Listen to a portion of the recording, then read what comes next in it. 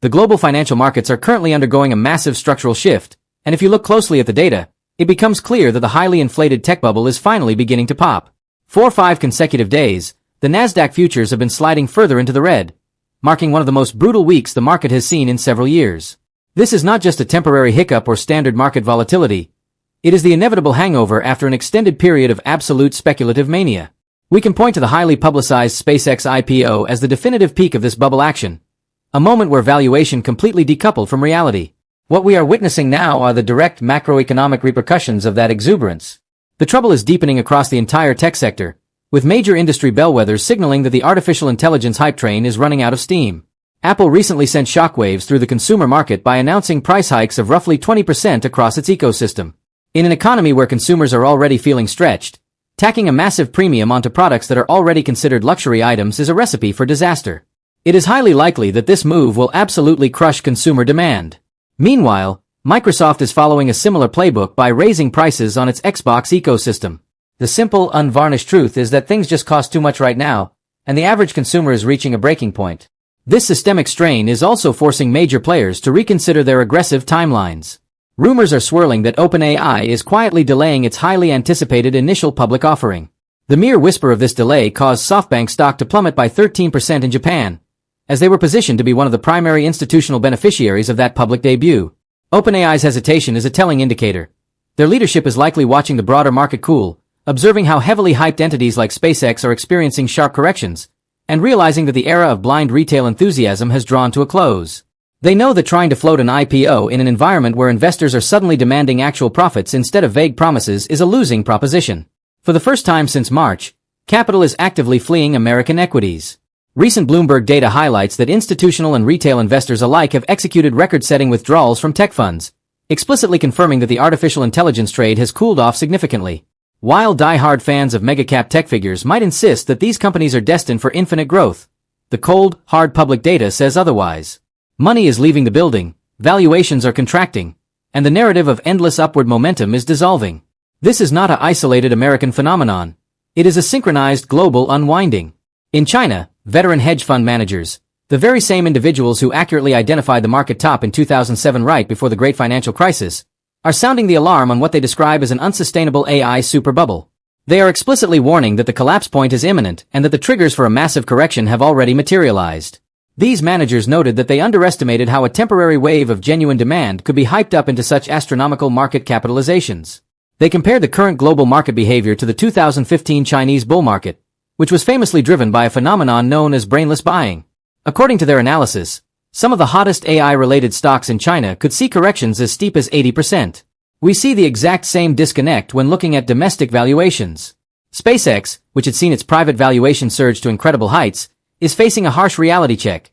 Independent research firms like Morningstar have noted that its fundamental value is a mere fraction of its peak trading price. With insider lockup periods' expiration dates looming, a flood of early investors will likely look to liquidate their shares, further depressing the price. The contagion extends to South Korea as well, where a brutal week of market swings has thrown the country's AI-driven tech rally into absolute turmoil. The classic sign of a market bubble is when financial products are advertised so aggressively that they become inescapable in daily life.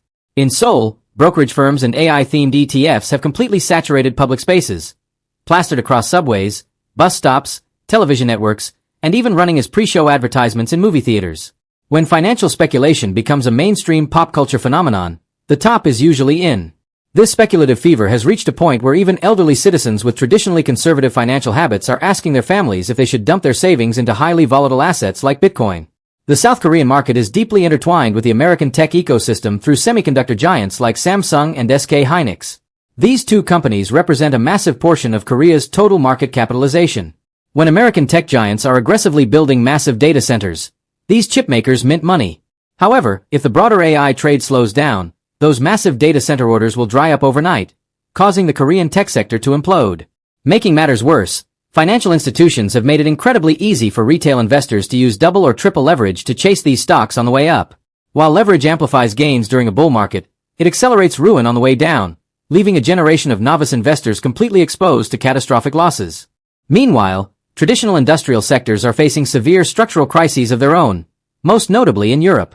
In Germany, Volkswagen has announced an aggressive cost-cutting campaign that includes plans to eliminate up to 100,000 jobs and entirely shut down production at 4 domestic manufacturing plants.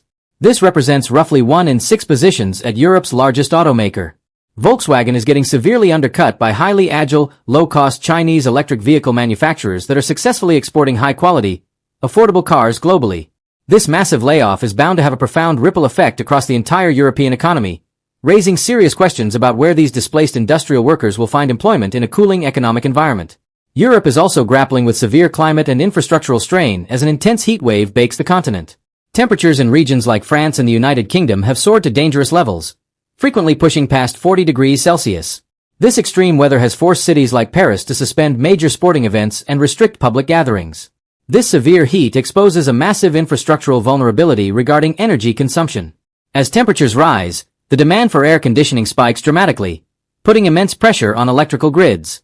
Compounding the issue, the water temperatures in European rivers have become too warm to effectively cool the continent's nuclear reactors, forcing several power plants offline exactly when electricity demand peaks.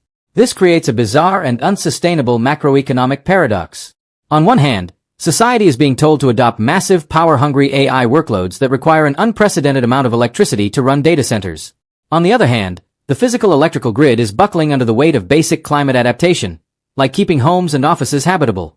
If forced to choose between running automated chatbots or keeping the power grid stable enough to prevent heat stroke, real-world utility will always win out. While the realities of shifting global weather patterns are readily accepted and observed by businesses and citizens across Europe, the conversation remains deeply politicized and polarized in the United States. This disconnect highlights a broader trend where regulatory realities differ vastly between regions. For instance, European regulators are tightening the screws on speculative financial markets, leading major crypto exchanges like Binance to halt services for European clients after failing to meet strict licensing requirements. In stark contrast, the American landscape is increasingly defined by regulatory gray areas and overt conflicts of interest. We see instances where political figures and their families, such as Donald Trump Jr., are handed significant equity stakes in speculative prediction platforms after taking on vague advisory roles. This blend of political influence, regulatory avoidance, and speculative mania is the definitive hallmark of a late-stage market bubble. When the market becomes flooded with highly questionable ventures making outrageous promises, whether it is orbital data centers or futuristic lunar logistics, it is a clear sign that capital has been misallocated for far too long. The current downturn is a painful but necessary correction. For the global financial system to regain any semblance of long-term stability and integrity, the rampant speculation and fundamental fraud must be flushed out of the market entirely.